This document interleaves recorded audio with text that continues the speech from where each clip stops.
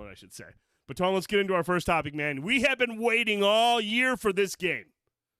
Spider-Man 2 is out now on PlayStation 5. We both really enjoyed Spider-Man Remastered. We both really enjoyed Spider-Man Miles Morales. And now here is 2, where you're playing as both. And spoiler-free shit, Tone hasn't. I think he just got past the credits. The opening credits. I just rolled the closing credits. But we'll just talk a little bit about some gameplay stuff. We'll talk about the performance of the game, how it looks, how it runs.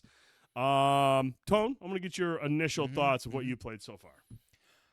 I mean, actually, I was quite surprised that the combat is a little bit more deep and diverse. They've added a lot more things. There's a lot going on compared to the first 2 games. Yes. And I feel at times in the chaos of combat, much like I do believe it's worth saying Batman Arkham, that has some similarities. Lots of similarities. It almost gets too chaotic to remember what you can and should be doing and trying to figure out, okay, do I have enough focus to even do this power? And sometimes I feel like I'm the abilities and the moves, the gadgets and the moves always get mixed up. Yeah, so sometimes that's still, and I'm still early in the game, and I feel like that's already kind of leveling out a little bit. You almost got to take some time to just fuck around and practice and not do anything like too serious. Like stand on a rooftop literally and practice your shit. And kind of get a feel for it as well too. But so because I love the combat. Like I think compared to Arkham, I feel like the combat in this one, even though there's a lot going on, it feels a little bit more fluid in the sense, and it's because Spider-Man and Batman are 2 entirely different, like, fighting. Like, yes, the punching and kicking and stuff they do is a little bit different, and even the webbing and the grappling shit. Batman's a little bit more, like, clunky, I think, in some ways. He's more of a boxer, where it's like right. Spider-Man's all over the fucking place. Yeah, you're going up in the air, you're doing stuff, and you can do some of that stuff with Batman as well too, but I always find that to get high combos in Batman, it's harder than it is in Spider-Man. I feel like Spider-Man gives me enough options where I can get to 100 combo. I got to 99 the other day. That depends. If you're using the dodge ability, yes, you can get super far. That's what I think. I got to 99 combo the other day. Oh, really? 99. And you were right there? And over there, and I'm trying to get over there to the last one. Oh, no. So, man, I don't know if there's a trophy there, but either way. There probably is. I'll get it. Right. But I'm really enjoying it. Like, the story already is setting up like it needs to. I love how they're 2 branching storylines, but they're also kind of the same for shared powers. I love the camaraderie of it. Like, to me, it's like how Peter Parker is and was and would always be, especially even in the movies or the comics. Like, there's a new Spider-Man on the block, and instead of being like, well, I'm the Spider-Man, he's I'm going to teach you, take me under my wing. We're going to be a team. Yep. Right, and it works so good. Like, the dialogue between the 2 is a great dynamic. I really, really enjoy all that because I've always been a huge fan of Miles Morales as a new Spider-Man. Just generally from, like, the inclusion side of it, the story background of his, it's different and more modernized. I loved his game a lot. I actually enjoyed it more than the first one as far as story. The ending of Miles Morales was a fucking incredible right, experience. like there's a lot going on there and a lot of levels, and especially because now we're getting to work with a newer, more modernized, younger version of a character that just seems more relatable in some ways because the original Spider-Man's so old, like some of those older tropes might not stick as well, or we're so far past it, we've heard it so many times, it's just kind of refreshing. So that's what I've always said about Miles generally as a character, and I love how it works in this game just all around. Like, he fits so perfectly. They do great things together. I mean, even when they show up at a crime scene or a battle scene for a hot minute and do stuff, and just the back and forth stuff. So the story already, like I said, is doing what it needs to do in this sense. I haven't got far enough to get to this part of it or anything. I'm seeing the groundwork being laid down. I know that Norman Osborn is in this, and I don't know if he goes full what he should be or what quite yet. I know they got to be setting that up for at least a game at some point because that's one of the biggest of all. But having Harry involved finally as well too, like giving it a point of reference, balancing now the work, Spidey balance, and the schooling, like it's a lot of stuff that we've seen in the comics, but to play it and have your hands on it, it's also a different experience because of it. Because a lot of the games in the past that have been come out like this, the story, we're talking like, something based off a movie so the story's already watered down, or something based off like earlier systems, whereas there isn't really much of a story.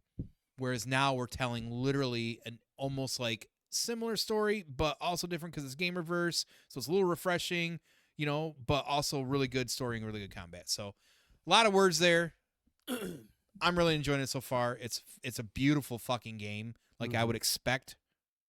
It's beautiful. Insomniac just works magic. And like I again love and appreciate these new modern games. God of War was one as well too, that I can think of that has so many options for, the ability to change your UI. What do they call accessibility options? Accessibility options, because when you're old, your eyesight starts to go, and you like large subtitles. This motherfucker has the biggest menu letters. When I went to his house, and you guys had the TV on, your PS5 was on, and the fonts were just like massive. I mean, you know what I did? I changed mine to the same thing. So I ain't mad at you. Well, I mean, my big especially now, I'm so far away from my big screen compared to what I normally do. It's kind of necessary until I get some fucking reading glasses. But whatever. Yeah, where does this rank in Marvel-based games?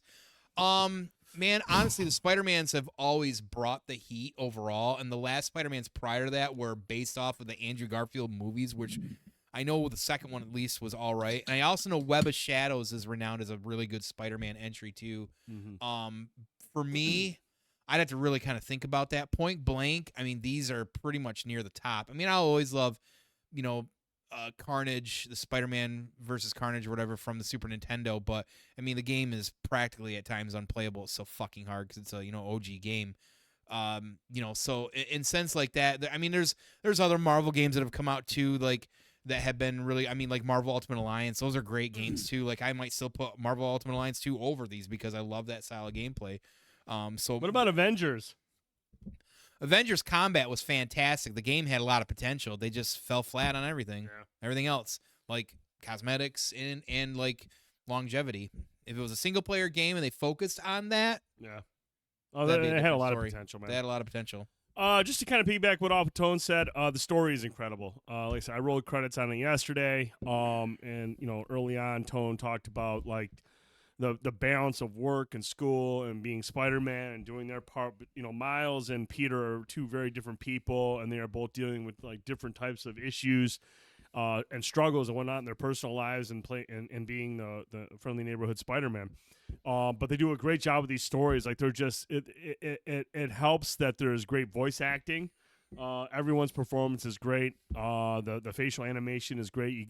You convey a lot of that emotion very well. Which isn't always easy to do in video games. I do love the combat. The parry system is... It's my biggest negative, too. Again, I have enough faith in Insomniac to where I can sit there and say, yeah, look, I don't like the parry system, but I'm still on the side of it as maybe I'm just too fucking old to understand it. Maybe I'm just too fucking slow to understand it. But I do feel like in other games, I'm still pretty good with the parry system. And this one is just really difficult to master or even kind of come to grips with. So I am going to continue to try using it. But like Tone said, using dodge is a little bit more rewarding at this time, especially if you want to keep combos going and not taking inadvertent damage. So, I mean, like I said, the parry system is just really weird. I know Crash has some opinions on that as well. And we're going to have Crash on here on the show in a couple weeks. We're going to talk about this. We're going to talk about Loki, and we'll talk about the Marvels. So it'll be a MCU heavy show, and we'll get Crash on here. But the parry system is just something that I don't know if there's not enough like visual alerts to let you know when you're supposed to use the parry, or if the parry is going to be ineffective. And it's really difficult when you have 30 or 40 enemies around you, and you got so much going on. So I don't know if they can simplify it, but I was playing on normal, and I died a considerable amount of times while taking on hordes of enemies. But eventually, like every game, you just kind of learn what to expect in certain situations, and you dodge out of it more than you try to parry. But parrying has some benefit to it, so you want it to work, right? But it's really difficult to pull off in the game, and I don't know if it's something with the game itself, or again, I'm probably just too fucking old, and I just can't wrap my head around it.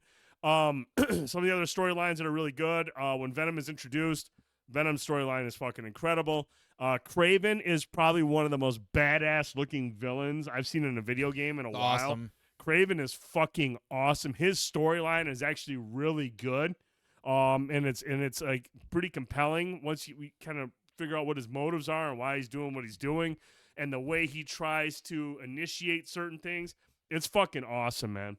It's really good. Like everybody in this game has like an awesome storyline, and the way they explore it and the way that they unravel it, and there are surprises and there are things that you won't see coming that you're just like, holy shit.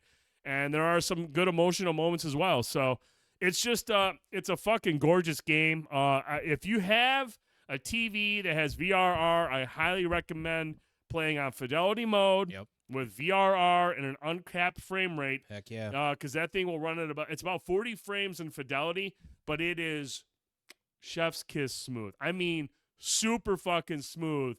And you get obviously the ray tracing is across all modes, but you get the high fidelity visuals, you get the smooth frame rate. It's a gorgeous game, especially if you have a VRR TV that can handle that. I definitely recommend those settings: fidelity, VRR, and uncapped frame rate. It is a fucking beautiful game in motion. It's exciting to have a villain like Kraven get some forefront, because he really doesn't ever, and he's actually got one of the better Spider-Man like villain story arcs in the comics. I think of all his, pantheon of villains. He gets a really good run. I know a while back, so it's nice to have him here because it does. We're used to seeing a lot of the same ones, and we get them in a lot of the same games, but we've never, I don't know if we've even seen actually Kraven technically like this and anything else. And it's good because, Sony's doing this Kraven movie coming up as well, too, with Aaron Thomas or whatever. Is that the guy from... Yeah, that played Quicksilver as well. Yep. What is his name? Aaron something Thomas. Aaron Taylor Thompson. Aaron Taylor Johnson. Words. Yeah, there you go. Something like that. Something like that. But, so a lot of people, now people can kind of like maybe get a taste and kind of understanding if you're not familiar with him, and then they're going to have that movie come out, and he's actually going to look, I think, fairly similar to this as well, too. It's just, I'm sure the movie will be... Is that a Sony one? Yeah, of course. They own the rights, man. Which means it'll be put out by Columbia or whatever it is. Right, Columbia. Yeah, they won't. Yeah. God damn it. Sony. I need Marvel to make a good Silver Surfer movie. There was a glimpse of that in that first Fantastic Four movie or the second one or whatever. He looked good, but I think we're going to get Silver Surfer. Matter of fact, I think he's supposed to get one of those hour specials like the werewolf one we got. Oh, yeah. As well, too, because we know Galactus. I'm pretty sure Galactus either by the end or at the end of this current phase or in the next one is going to be a big piece of that. So we'll see the Silver release on the show. Half-ass says Kraven looks like he'd be on the Joe Rogan podcast talking about elk meat. Well, he is a hunter, so I'm sure he probably has packages, air seal packages in his freezer of venison, elk meat, and bear. Yum yum. He's not going to Arby's to get his elk burgers. But no, dude, when he first shows up in that game and that whole boat scene was gnarly. Oh, that part was. I'm talking about like the very beginning when he shows up in the jungle. Oh yeah. And like they gets close up, and you're just like, man, these character models look fucking incredible. Sick, yeah. And it's just he's a badass villain, dude. Yeah. Like I said, it's a very compelling story. And the other thing I love about this game, man, is how seamless you go from combat against enemies to a massive action set piece that you're just. It is high octane shit, and that's just a testament to Insomniac. I know everyone talks about Naughty Dog being the pillar of all their developers. I think Insomniac is just on another level right now. I think Insomniac is that developer right now under the PlayStation Studios umbrella. I think Insomniac is leaps and bounds ahead of everyone else right now. Yeah, I really do. Shit, man. They since the PS5, they got Spider-Man Remastered, Miles Morales, Ratchet and Clank, this, and then Wolverine next year. Okay, that's fair. Literally, they have 5 games out this gen. We haven't seen a PS5 game from Naughty Dog yet. It's true. We're waiting on a PS5 Ghost of Tsushima. Mm-hmm. Other than Punch? What's that? That Sucker Punch. Other than Returnal, I don't know any other first-party studios that have kicked anything out. They gotta be cooking. Other than Sony Santa Monica, but God of War was cross-gen. Yeah. So and Guerrilla's Horizon games cross-gen. So we haven't really seen them like take advantage of the PS5 like this game. And man, when you see this with the I mean, dude, the fast travel system in this game, It's insane. it's fucking bonkers.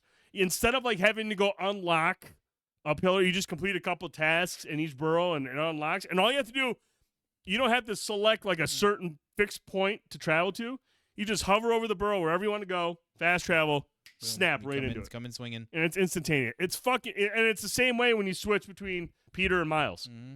You bring up the phone, switch to Miles, switch to Peter, and it's instantaneous. That's wild. It's fucking great, man. Like I said, Insomniac is just, they're up here right now. They are the reason this PS5 has done so well. They're the developer, the first party studio that has really flexed the most muscle, and you still have Wolverine next year. I mean, right? Mind blown, dude. Yeah. So we want to get your thoughts. If you were playing Spider-Man 2 on PlayStation 5, if you're making your way through the story, let us know in the comments. If you're watching it on YouTube, or if you're watching this on Facebook, or if you're watching it on TikTok, let us know in the comments below what you think of Spider-Man 2. We want to hear your thoughts. Things you like, things you don't like, parry system. Sound off. We